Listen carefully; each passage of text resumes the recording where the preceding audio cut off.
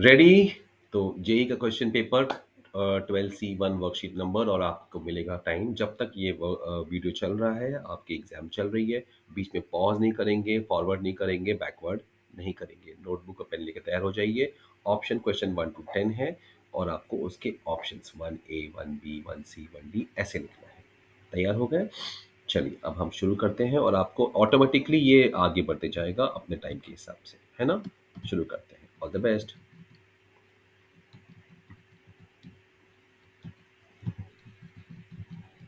What are the key factors of solid state reactions? Size of the particle A, mechanical properties of the solid B, thermodynamic and kinetic factors C, environmental factors D। Question आता है तो अच्छी बात, नहीं आता है तो और अच्छी बात है।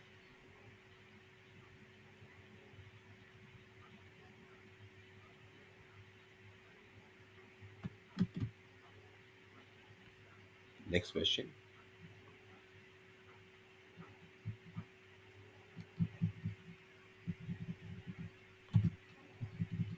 Which approach can be employed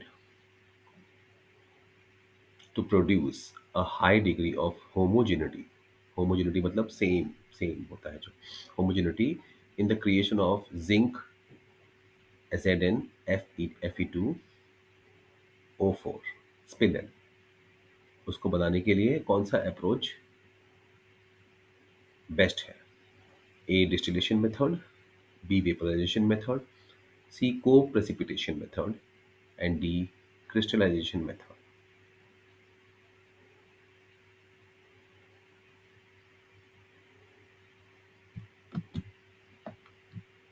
question नहीं आता तो छोड़ सकते हैं।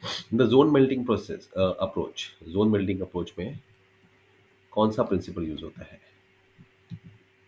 ए impurities concentrate in the liquid phase,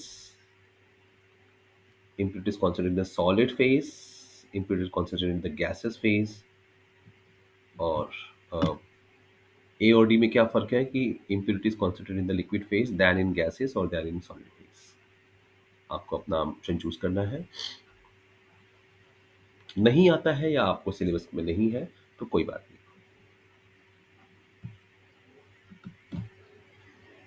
आप उस क्वेश्चन को छोड़ देंगे। Which solid structure has a definite and sharp melting point? All types of solids, no type of solid, amorphous solids, crystalline solids। कौन से वाले में डेफिनेट शेप होता है? Excuse me, melting point sharp होता है, डेफिनेट होता है? सोच के बताइए। All, no, amorphous, crystalline. चलिए नेक्स्ट क्वेश्चन आपकी स्क्रीन पे। क्रिस्टलाइन का बेसिक रिपीटेटिव स्ट्रक्चर का नाम क्या है? आई थिंक ये आपको इजी होना चाहिए। Monomer, molecule, unit cell, atom. ये चैप्टर पढ़ा होगा हल्का सा भी तो आपको ये पता होगा, है ना? Not very hard is it? Definitely not. कोई बात नहीं। आया तो अच्छी बात, नहीं आया, आया तो दोस्त, और नहीं आया तो टीचर्स।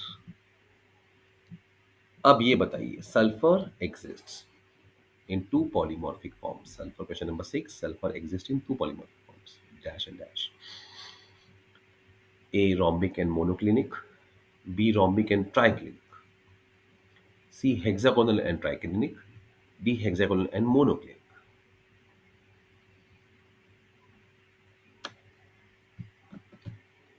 टेक योर टाइम, कोशिश करिए, याद करिए। ठीक है, नहीं आया, आया कोई बात नहीं। What is ये Brevis लैटाइसिस? What is the total number of brevis lattices in the crystal structures? कितने होते हैं टोटल?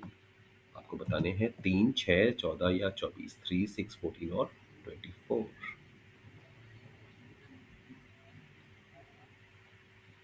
ये आपको याद रहने वाली चीजें होती हैं, ये देख के आ जाना चाहिए। चलिए, एक्सरेज डिफ्रैक्ट होते हैं सीरीज ऑफ प्लेन से।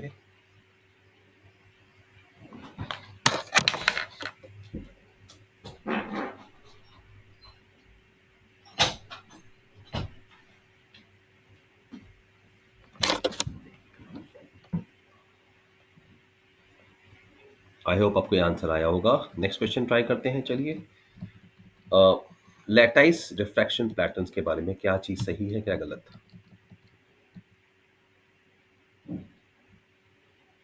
They possess a center of symmetry. They don't have center of symmetry. They are linear space and they contain alpha rays. X alpha rays, right? Not X rays, alpha rays. कौन सी वाली बात सही है? Okay, last question, last but never the least. Initial crystallization का initial material क्या होता है? Liquid, aqueous, solution, emulsion, gas, aqueous solution, foam, aqueous melt, solution melt, glass और जेल, सॉलिड गैस मेल्ट और सॉलिड एरोजोल।